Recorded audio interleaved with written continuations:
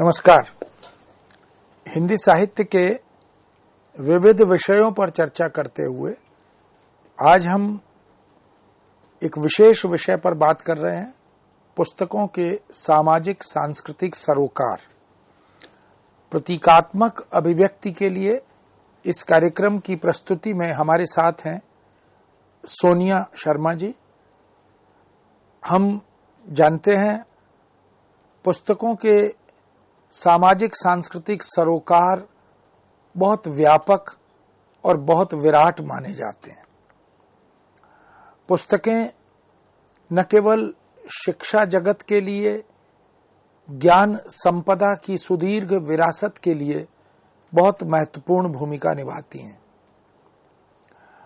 पुस्तकों को हम पुस्तकालयों में, घरेलू संग्रहालयों में और इसी प्रकार अनेक पुस्तक प्रदर्शनियों में, पुस्तक मेलों में जब देखते हैं तो हमें लगता है कि हमारी जीवनचर्या का एक महत्वपूर्ण हिस्सा पुस्तकों के रूप में उपलब्ध होता है। पुस्तकें हमारे समाज और राष्ट्र का दर्पण बनकर उपस्थित होती हैं, समाज और संस्कृति का प्रतिबिंबन भी करती हैं। वे विचारों, अनुभवों और जीवन दृष्टि की स्मारक भी होती हैं। वह हमारी तमाम सुदीर्घ अनुभव आधारित ज्ञान संपदा को संजो कर रखती हैं। एक विरासत की तरह आने वाली पीढ़ियों को वो उपलब्ध भी होती हैं। हर नई किताब एक नए मित्र की तरह हमारे मनोमस्तिष्क में स्थायी स्थान बना लेती है। पुस्तक रूपी महान प्रदेश से, उसकी प्रतिभामयी सृजनशीलता से संपूर्ण मानव जाति का मार्ग एवं भविष्य प्रशस्त होता है। भावी पीढ़ियों के लिए, आने और जन्म लेने वाली संतानों के लिए पुस्तकें ही सच्ची पैतृक संपत्ति भी होती हैं। अतः साक्षर, अध्ययनशील एवं पुस्तक प्रेमी के घर में लगे हुए अनेक द्वारों, झरोखों और खिड़कियों की तरह पुस्तकें महत्वपूर्ण भूमिका निभाती हैं, जिनसे विश्व के ज्ञान और अनुभव का निरंतर प्रवेश होता है। यह ज्ञान का आलोक हमारे मनोमस्तिष्क को न केवल आलोकित करता है, अपितु अंधकार को, अज्ञानता को, निरक्षरता को दूर करने में भी महत्वपूर्ण भूमिका निभाता है। पुस्तकों को पढ़ना, उन्हें खोलना, उनकी गंध से जुड़ना, उनमें लिखित अक्षरों, शब्दों से जीवन के बिंबों को देखना, कल, आज और कल की शिक्षा ग्रहण करना, यह परम सौभाग्य का विषय बन जाता है। वास्तव में नई पुरानी पुस्तकें, छोटी बड़ी पुस्तकें, चित्रांकित पुस्तकें या अन्य अनेक प्रकार के अभ्यास आदि पर आधारित पुस्तकें, वो सब हमारे ज्ञान मंडल को आलोकित करती हैं, हमारे अनेक भ्रमों को दूर करने में रचनात्मक भूमिका निभाती हैं। यह सौभाग्य ईश्वर ने केवल मनुष्य जाति को प्रदान किया है कि वह पुस्तकों को पढ़ सकता है। पुस्तकों का संस्पर्श, उनकी आत्मीय अनुभूति, यह दैनिक वरदान है और दैनिक और दैविक वरदान से हम निश्चित रूप से उपकृत होते हैं। हम कितना भी मशीनी और प्रौद्योगिकीय विकास कर लें, पर किताबों का स्थान कोई नहीं ले सकता। किताबें हमें संवेदनशील बनाती हैं, क्योंकि वे संवेदनाओं और संस्कृतियों की धरोहर भी होती हैं। यादों के या स्मृतियों के अथाह भंडारों को संजोकर रखने का काम भी पुस्तकें ही करती हैं। यही कारण है कि हम शताब्दियों पूर्व मुद्रित या लिखित पुस्तकों से आज भी उनकी पठनीयता का लाभ लेते हुए उपकृत होते हैं। सुख और दुख की सच्ची मित्र, सच्चे साथी के रूप में हम पुस्तकों को ही पाते हैं। डिजिटल इंडिया भी पुस्तकों की महत्ता और प्रासंगिकता का ही परिणाम है। हर समय, हर स्थान और हर स्थिति में पुस्तक हमारी सहचर, हमारी सहगामी बनती है।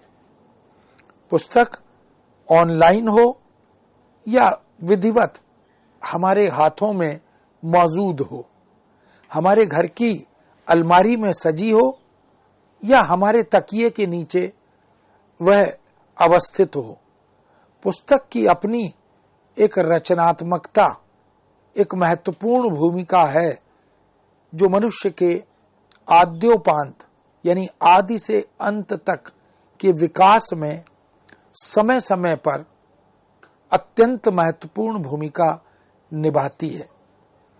कह सकते हैं कि पुस्तक विहीन समाज अगर उसकी कल्पना करें तो वह बिना पत्तों, बिना फूलों, बिना फलों के वृक्ष की तरह हो सकता है। इसलिए हम ऐसे वृक्ष का सम्मान नहीं करते। हरियाली, पुष्पित, पल्लवित और फलित होने वाले वृक्ष ही समादृत होते हैं। इसलिए यदि किसी समाज में पुस्तकें ना हो, लेखक ना हो, पाठक ना हो और पुस्तकालय ना हो, पुस्तकों के संग्रह ना हो, तो वह समाज वस्तुतः समादृत नहीं हो सकता, प्रश्न चिन्हित होता है। सृष्टि के उद्भव और विकास का इतिहास बनती हैं पुस्तकें। ये पुस्तकें ही हैं जो हमें हमारे वैदिक, औपनिषदिक, पौराणिक साहित्य का बोध कराती हैं। संस्कृत साहित्य लेखन की सुदीर्घ परंपरा से अवगत कराती हैं। अनेक भाषाओं में समय समय पर लिखी जाने वाली पुस्तकें उन भाषाओं का भी इतिहास बनकर उपस्थित होती हैं। पुस्तकों से हम अपने अतीत को, अपने वर्तमान को और अपने भविष्य को भी पढ़ सकते हैं। कोमल अनुभवों और अनुभूतियों की सृजनशीलता का दस्तावेज भी होती हैं पुस्तकें। एक सशक्त दस्तावेज अर्थात डॉक्यूमेंट की तरह हम किताबों को पढ़ते, पढ़ाते हैं, उन्हें उद्धृत करते हैं, उनसे ज्ञान संपदा की विरासत से लाभान्वित होते हैं। विभिन्न भावों, विचारों, खोजों, उपलब्धियों के बीच एक सेतु का काम, एक पुल का काम भी पुस्तकें ही करती हैं। अनेक बार पुस्तकें ही मां बन जाती हैं, पुस्तकें ही बहन बन जाती हैं। पुस्तकों से पत्नी की अनुभूति प्राप्त होती है। प्रेम और मासूम संतान के रूप में भी पुस्तकें ही हमारे साथ मौजूद रहती हैं। कभी शिक्षक, कभी पिता, कभी मित्र, ऐसी अनेक भूमिकाओं में हम पुस्तकों को पाते हैं। दुर्भाग्य कि पुस्तकें इस आधुनिक और उत्तर आधुनिक युग में घरों से विलुप्त होती जा रही हैं, हमारी जीवन शैली का अनिवार्य हिस्सा नहीं रह पा रही हैं। अनेक विदेशी सत्ताओं में, व्यवस्थाओं में, विश्व के देशों में हम आज भी पाते हैं कि पुस्तक सभी वर्गों के साथ, सभी आयु के व्यक्तियों के साथ निरंतर रहती हैं।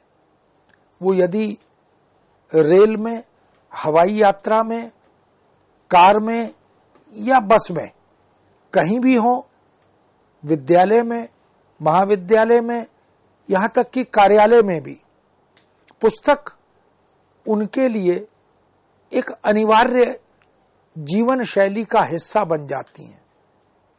बुजुर्गों की तरह घर समाज से उपेक्षित महसूस करती हुई आज पुस्तकें दिखाई दे रही हैं। अब पुस्तकें बिक नहीं रही, अपितु बेची जा रही हैं। यह भी चिंता का विषय है, क्योंकि या तो पुस्तकें सामान्य व्यक्ति की पकड़ से बाहर हो गई हैं, महंगी हो गई हैं, या पुस्तकों के प्रति रुझान कम हुआ है, पठनीयता कम हुई है। हम जानते हैं कि एक पुस्तक कम से कम 20-25 विद्वानों के ज्ञान का संग्रह हमारे सामने प्रस्तुत करती हैं। इसलिए घरों के भीतर से आज आधुनिकता और उत्तर आधुनिकता के दबाव में पुस्तकों की अलमारियां विलुप्त हो रही हैं, हट रही हैं, उनको हटाया जा रहा है। पुस्तकों का विकल्प अब सीडी, डीवीडी या पेन ड्राइव या सोशल मीडिया या इलेक्ट्रॉनिक माध्यमों के उपकरण, ये सब बनते जा रहे हैं। इनका गृह प्रवेश हो रहा है और पुस्तकों का घर से, जीवन से दूर होना अत्यंत कष्टप्रद भी प्रतीत हो रहा है। पुस्तकों के प्रयोजन अब भुला दिए गए हैं। घरों में होम थिएटर बना दिए गए हैं, किंतु किताबों का स्थान छीन लिया गया है। अनाथ सी पुस्तकें केवल पुस्तकालयों की खरीद तक सीमित रह गई हैं। वहां भी बहुत सटीक, सार्थक, समयोचित ज्ञान देने वाली पुस्तकें आ पाएंगी, आ पा रही हैं, यह भी निश्चित नहीं है। पठनीयता का संकट समाज में लगातार बढ़ रहा है। परिणामतः प्रकाशन खतरे में पड़ रहा है। प्रकाशक पुस्तकों को या नए लेखकों को प्रोत्साहित करने के प्रति कुछ कुछ उदासीन भी होते जा रहे हैं। बच्चे, माता पिता, पाठक अब किताब पर पैसा खर्च करना नहीं चाहते। अमीरी बढ़ रही है, किंतु भाव और विचार से, ज्ञान और विज्ञान से हमारे दिल पुस्तकों के संदर्भ में संकुचित होते जा रहे हैं। 200, 300 या 400 रुपए के खाद्य पदार्थ हमारे बच्चे, नई पीढ़ी के लोग बर्गर, पिज्जा, इस पर पैसा खर्च करना चाहते हैं। चॉकलेट या आइसक्रीम पर पैसा खर्च करना उन्हें दुखद प्रतीत नहीं होता, किंतु पुस्तक खरीदनी हो, खरीद कर पढ़नी हो, उसे हम अपनी आदत का हिस्सा बनाना चाहते हो, तो हमारे बच्चे पुस्तकों पर पैसा खर्च करना नहीं चाहते।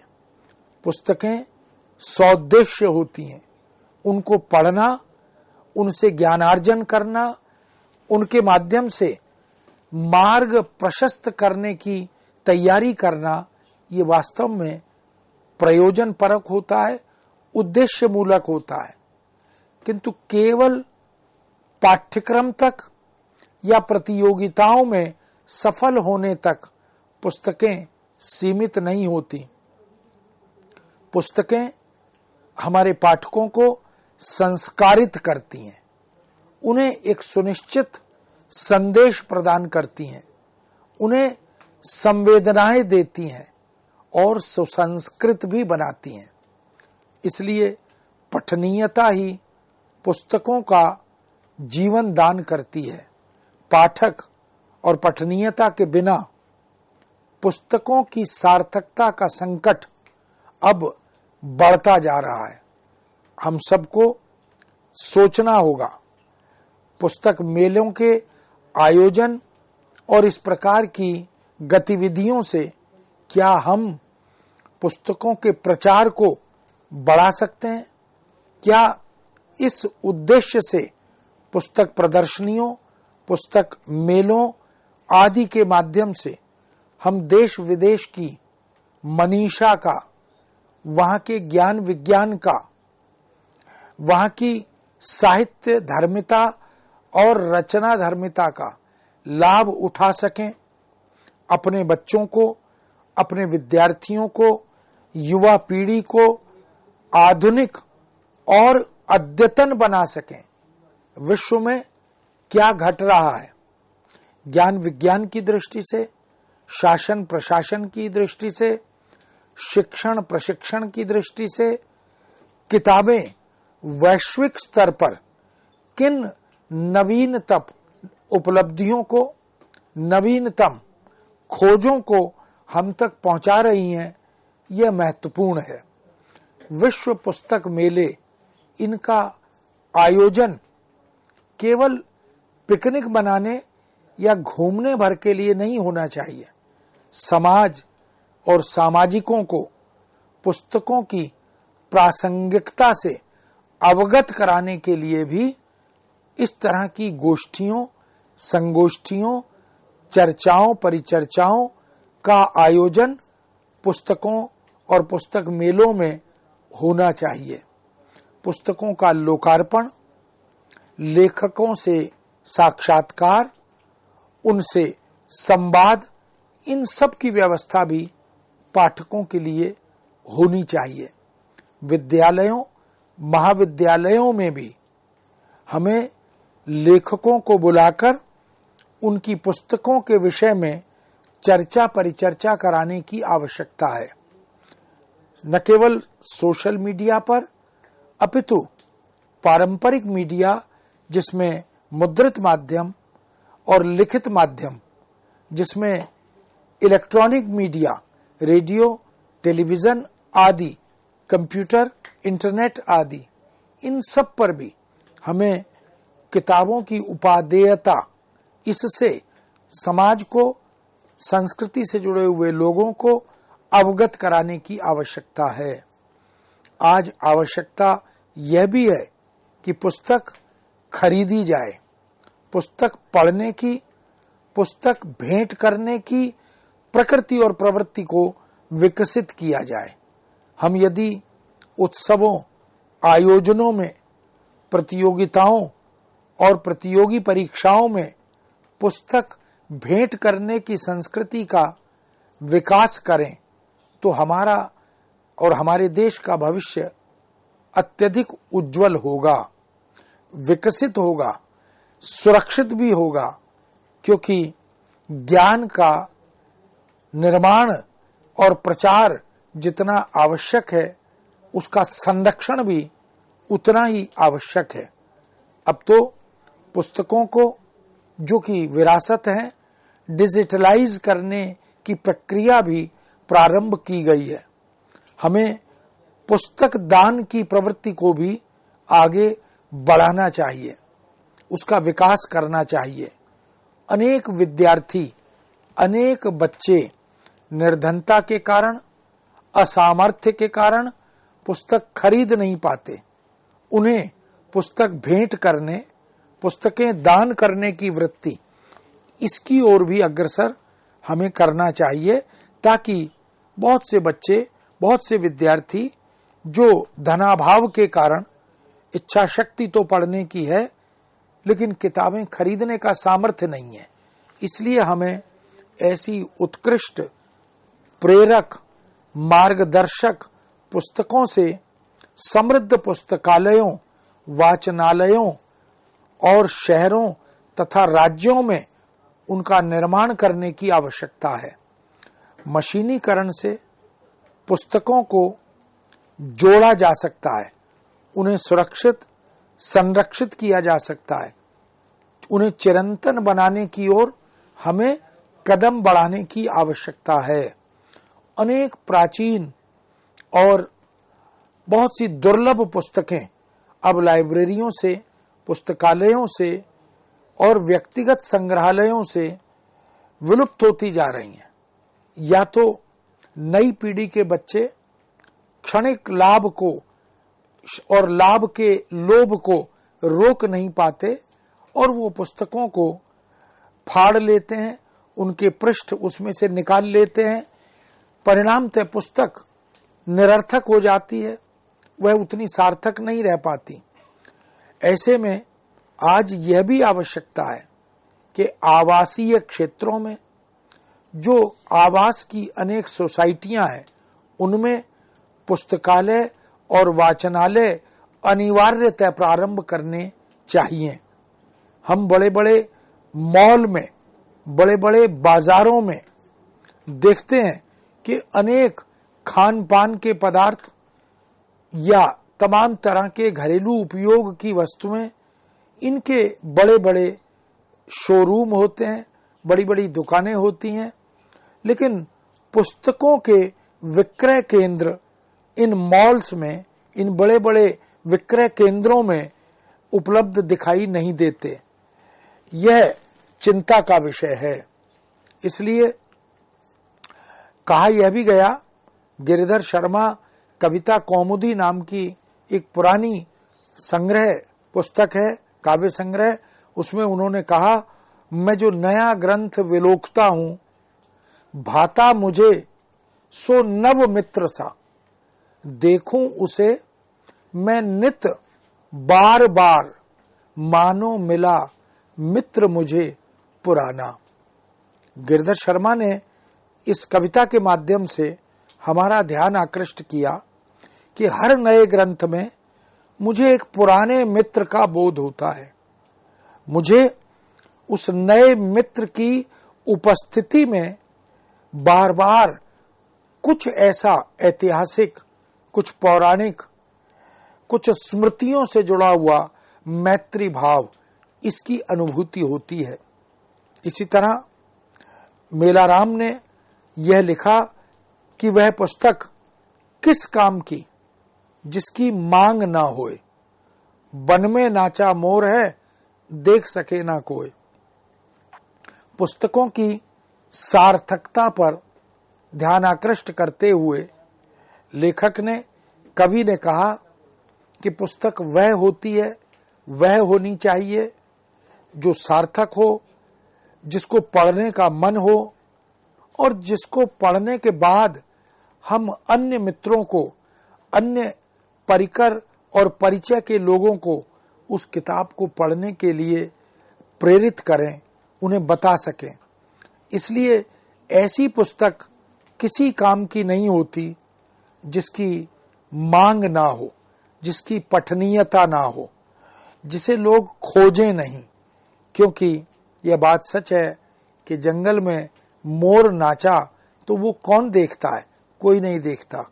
इसलिए पुस्तकों की सार्थकता व्यक्ति से व्यक्ति तक, एक हाथ से दूसरे हाथ तक बार बार उस पुस्तक की पठनीयता से सिद्ध होती है।